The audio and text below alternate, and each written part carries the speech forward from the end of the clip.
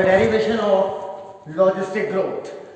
Logistic growth का differential equation और integral form और उसका कंप्लीट डेरिवेशन इस वीडियो में हम देखेंगे। फर्स्ट ऑफ ऑल, जितने भी मेडिकल के एस्पिरेंट हैं, नीट के एस्पिरेंट हैं, बच्चों ये वीडियो सिर्फ आप शुरुआत के 3 मिनट देखोगे। 3 मिनट तक की आपके काम की है, ठीक है। उसके आगे आप वीडियो नहीं देखोगे, मना कर रहा हूं, ठीक है। ये वीडियो बनाने का पर्पज सिर्फ इसलिए, बहुत सारे मैसेजेस आ रहे हैं IIT जैम के स्टूडेंट जो नेट और JRF की तैयारी कर रहे हैं, क्योंकि उन्हें इसका डेरिवेशन शायद कहीं नहीं मिल रहा होगा, तो ये सिर्फ उनके लिए है। तो मेडिकल स्टूडेंट्स, आप सिर्फ 3 मिनट देखोगे। 3 मिनट देखना बहुत जरूरी है, ठीक है। एंड ऑल द रिसर्चर्स, आपको पूरा वीडियो देखना है। अब मैं डेरिवेशन दिखा रहा हूँ, ठीक है। और ऐसी कोई भी प्रॉब्लम आया करे जो आपको कहीं ना मिले या आप ना समझ पाओ, तो आप मुझे पोस्ट कर देना या वॉल पे मेरे कहीं पोस्ट कर देना, पर्सनली व्हाट्सएप पे डाल देना। मेरे पास टाइम में निकालते ही मैं आपके लिए वीडियो बना दूंगा। तो आइए शुरू करते हैं डेरिवेशन ऑफ लॉजिस्टिक ग्रोथ। सबसे पहले लॉजिस्टिक ग्रोथ का जब हम बेटा ग्राफ ड्रॉ करते हैं, तो ये मैंने लिया x एक्सिस, ये मैंने लिया y एक्सिस, ठीक है। एक तरफ मैंने प्लॉट कर दिया time, that is t, time इधर बढ़ रहा है, और पॉपुलेशन डेंसिटी y एक्सिस पे बढ़ रही है, और ग्राफ हमें कुछ ऐसा मिलता है, ठीक है। अब कायदे से देखिए, शुरू में क्या हुआ। मान लीजिए यहां पर पॉपुलेशन डेंसिटी, ठीक है, किसी एरिया की 1 थी, ठीक है।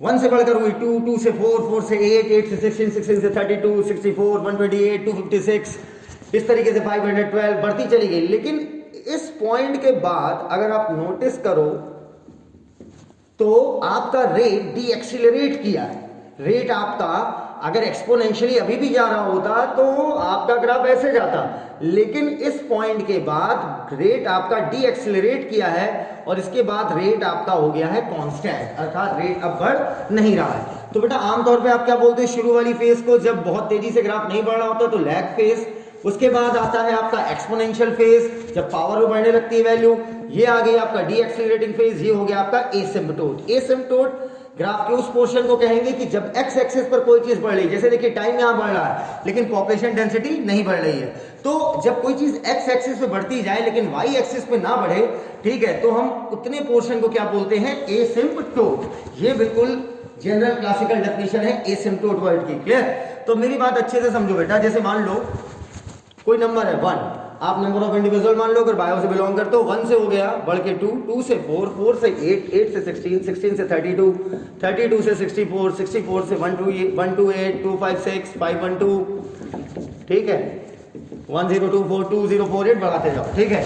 तो आप कायदे से देखो, शुरू में जो मान लीजिए हर एक साल में एक इंडिविजुअल था, एक साल में बढ़ के कितना हो गया 2, अगले साल में कितना हो गया 4 बढ़ के हो गया, मतलब इस साल कितना बढ़ा 1, इस साल कितना बढ़ा 2 इंडिविजुअल बढ़ा, 4 से 8 हुआ तो कितने इंडिविजुअल बढ़े 4, 8 से 16 में कितना बढ़ा 8, 16 से 32 में कितना बढ़ा 16, 32 से 64 में कितना इंडिविजुअल बढ़ गया 32।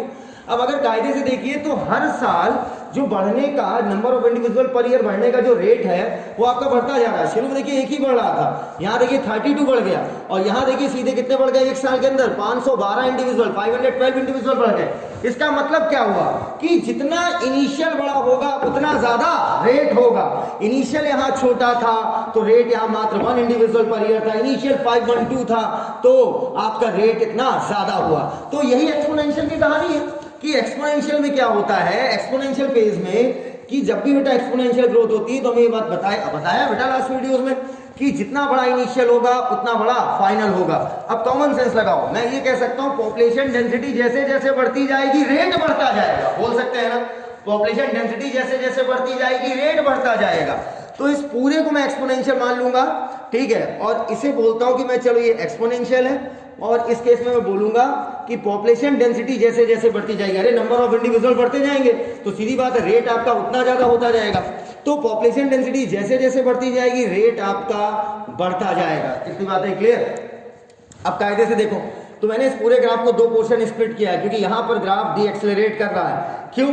क्योंकि ये कहलाती है हैबिटाट की कैरिंग कैपेसिटी।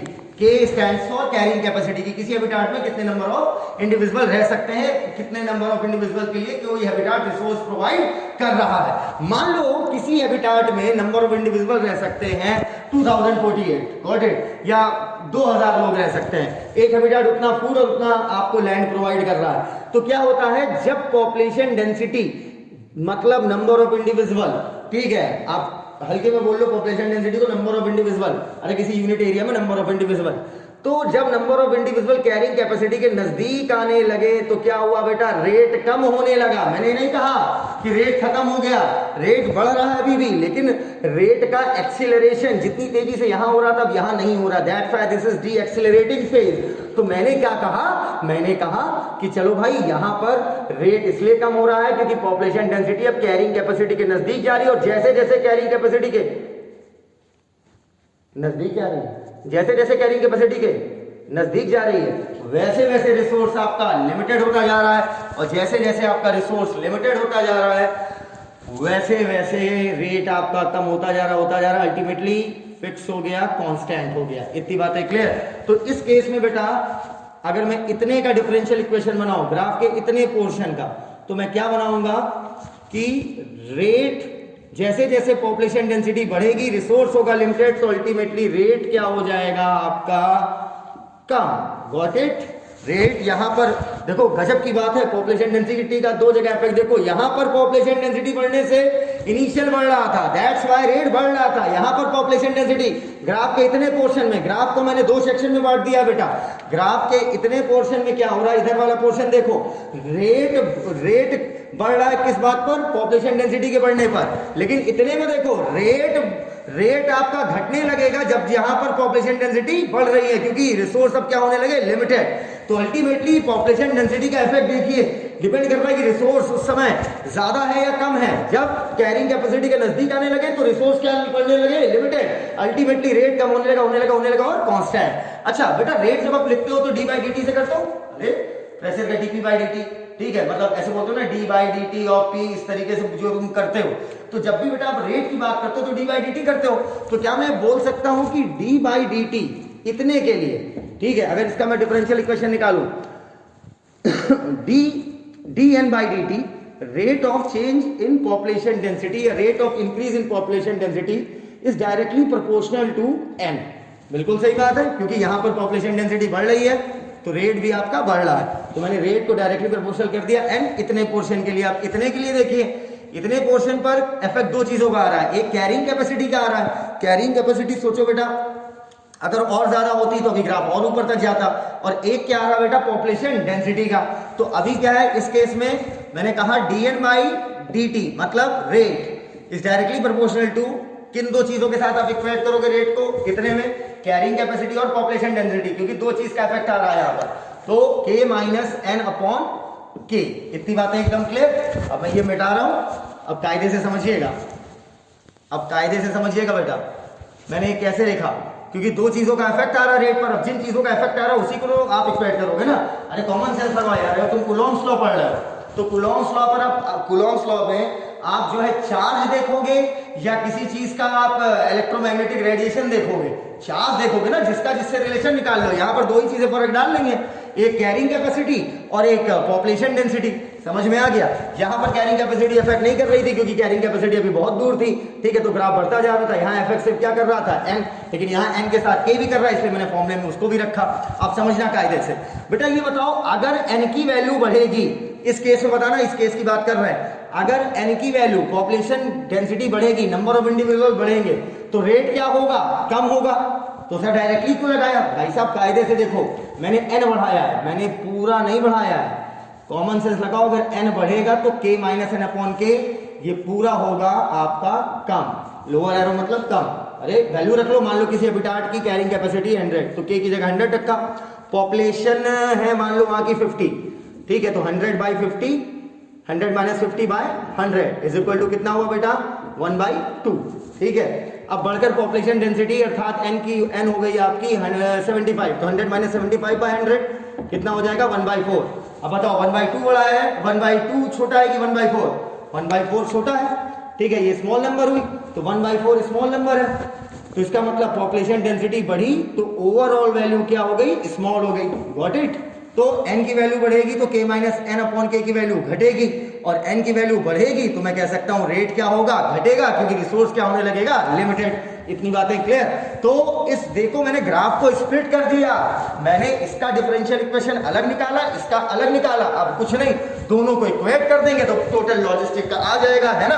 अब क्योंकि लॉजिस्टिक तो देखो, जब ग्राफ टेढ़ा मेढ़ा हो ना तो ग्राफ को सीधा करने का एक ही तरीका है, उसको स्प्लिट कर दो और बाद में इक्वेट कर दो, खेल खत्म।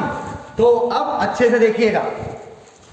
अब देखो बेटा मैं क्या कर रहा हूं, मैंने क्या लिखा, dn by dt is directly proportional to n, exponential वाले केस में। फिर dn by dt is directly proportional to k minus N upon k। ये किस केस में, जब d एक्सेलरेट करके क्या हो रहा था, एसिम्पटोट। अब बेटा देखो दोनों में dn बाई dt है, एक तरफ डायरेक्टली प्रोपोर्शनल पॉपुलेशन डेंसिटी के, एक तरफ k minus N upon k के है, बस इक्वेट करो, खत्म। dn by dt is directly proportional to n, और किसके डायरेक्टली प्रोपोर्शनल है, k माइनस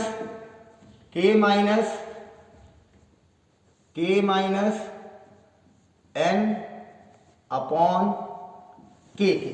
एकदम क्लियर। अब बेटा जो मेडिकल स्टूडेंट्स हैं वो यहीं से आप वीडियो पॉज करिए और आप दूसरे वीडियोस देखिए मेरे, और जितने भी रिसर्चर्स हैं शुरू हो जाइए मेरे साथ, जो भी रिसर्च एग्जाम्स की तैयारी कर रहे हैं। चलिए देखिएगा, तो dn by dt is directly proportional to n in bracket k minus N upon k guys.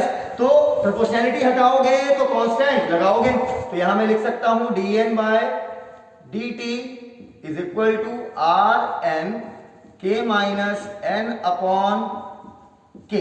Got it. इतनी बातें क्लियर। अब समझना बेटा, अब ये n dn बाय इतना पोर्शन ले लो नीचे, तो क्या लिख दोगे, dn by n in bracket k minus n upon k, और dt ले जाओ इधर तो क्या हो जाएगा, r dt।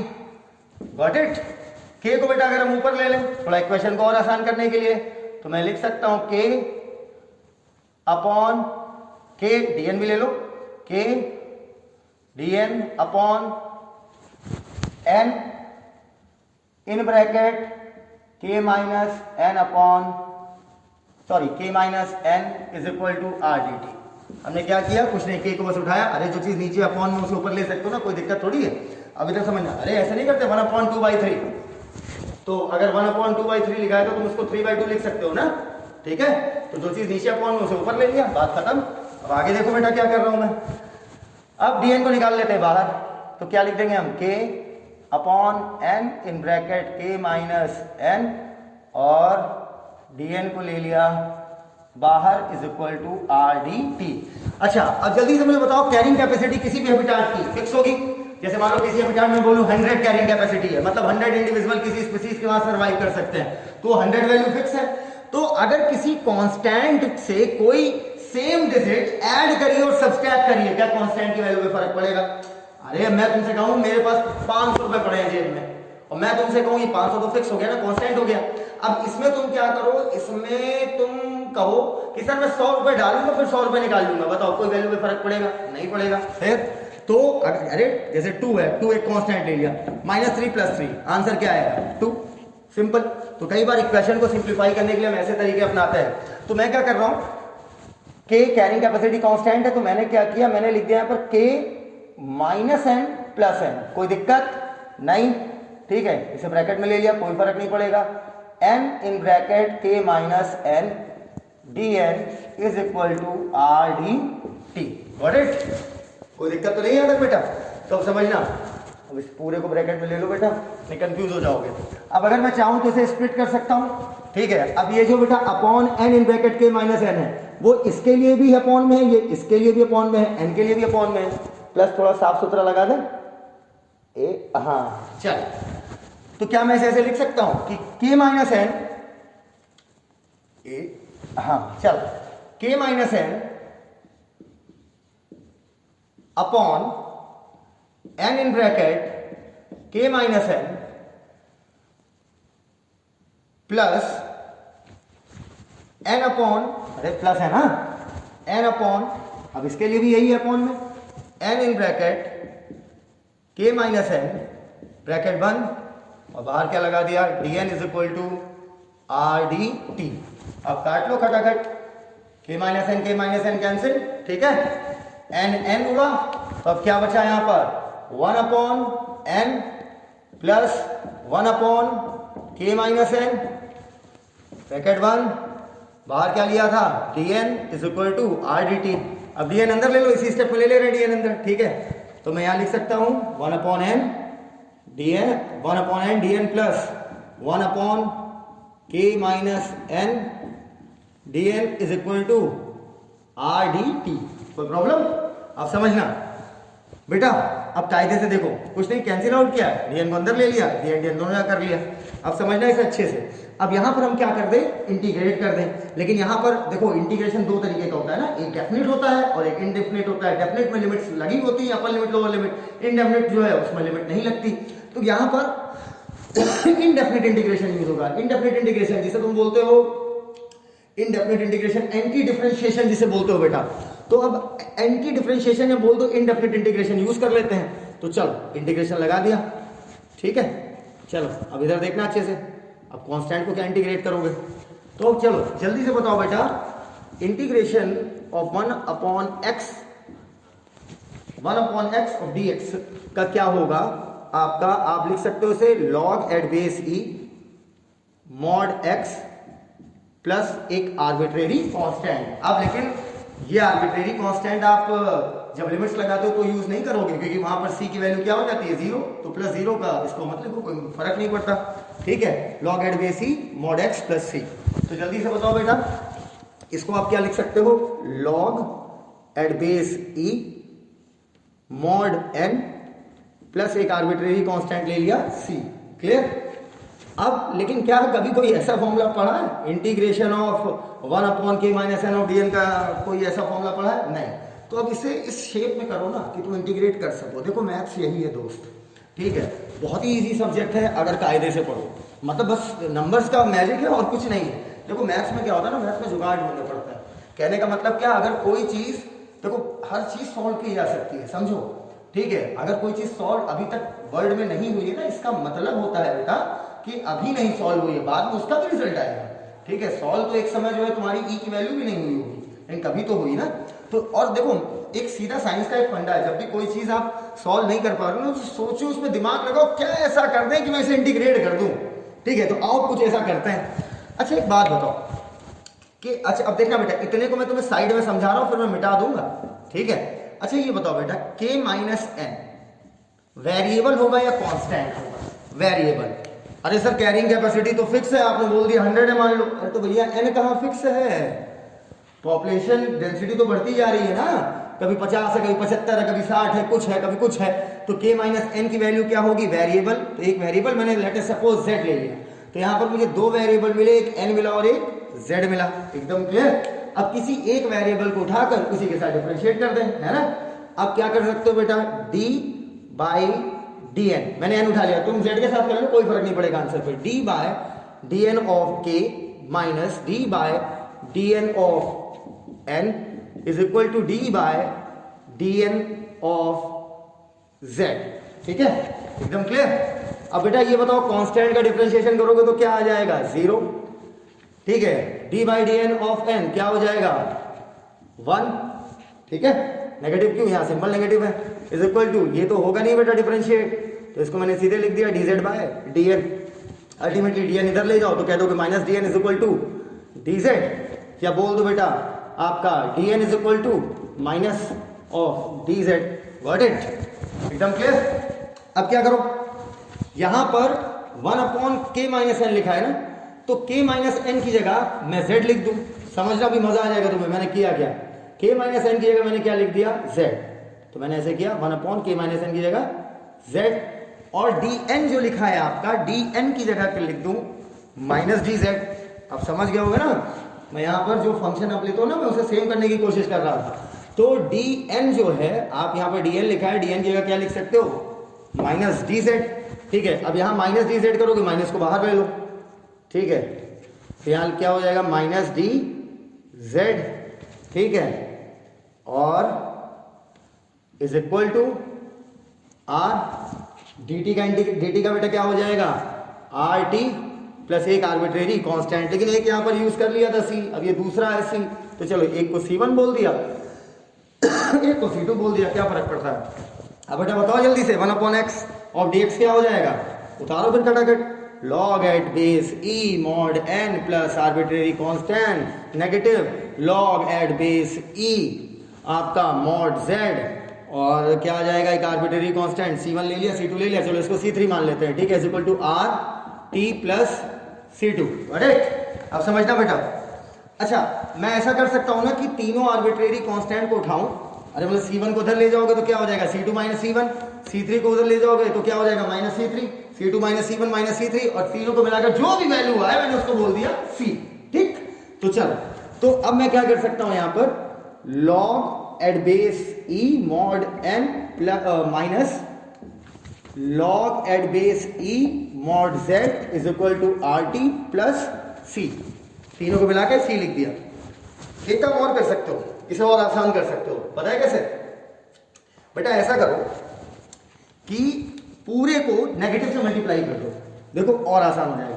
तो ये नेगेटिव है तो नेगेटिव नेगेटिव क्या हो जाएगा पॉजिटिव हो जाएगा, तो सबसे पहले इसी से करते हैं, log एट बेस e, अभी प्लस में आ जाएगा ना, mod z ये प्लस में है तो ये क्या हो जाएगा माइनस।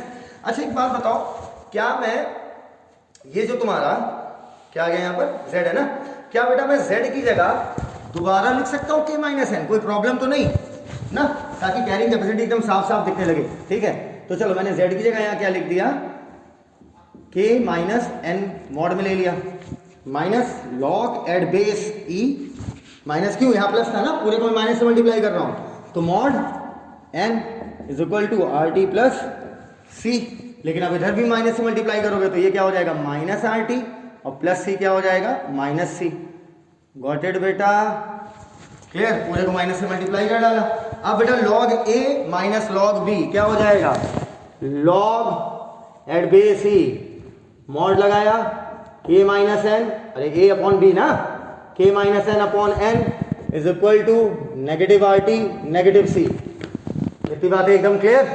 अब चलो जल्दी से बताओ बेटा, क्या मैं बोल सकता हूँ e यहाँ पर बेस है, k minus N upon N, ये जो मॉड आपने लिया है ये आपका हो जाएगा नंबर, और माइनस आर टी माइनस सी क्या हो जाएगी वैल्यू, और मैंने आपको बताया था बेस रेज दी पावर, अरे बताया था बेटा base raise the power value is equal to number, ठीक। तो मैं लिख सकता हूं, अब इसे मिटा दूं बेटा, ना लिखा हो तो वीडियो पॉज करके इसे छाप लीजिएगा, ठीक है। चलो तो base raise the power value is equal to number, base यहां पर क्या है बेटा e, raise the power minus R T minus C is equal to mod लगाइए k minus N upon N, ठीक बेटा। मॉड जब हटाते हो तो क्या हो जाएगा, दूसरी तरफ प्लस माइनस आ जाएगा, ठीक है। तो अगली स्टेप पे मैंने मॉड हटा देंगे तो क्या हो जाएगा plus minus E raise the power minus R T minus C is equal to mod हट गया, ठीक है। तो क्या हो जाएगा k minus N upon N, ठीक है। अब क्या है बेटा इधर देखना, मैंने इतना c उठाया माइनस सी उठाया और ये प्लस माइनस उठाया, इतने पूरे को मैंने कांस्टेंट मान लिया, और चलो एक कांस्टेंट सपोज कर लिया a, तो मैं लिखूंगा a e raise the power minus R T is equal to k minus N upon N. k minus N upon N को कैसे लिख सकते हैं बेटा हम, k upon N minus N upon N, कट गया 1 इधर ले जाओगे तो क्या हो जाएगा 1 प्लस माइनस 1 होगा ना, तो 1 plus a e minus R T is equal to k by N. अब सिंपली लिख लो बेटा n is equal to k upon 1 plus a e raise the power minus R T, this is the integral form of logistic growth, and this is the differential form of logistic growth. That's all guys.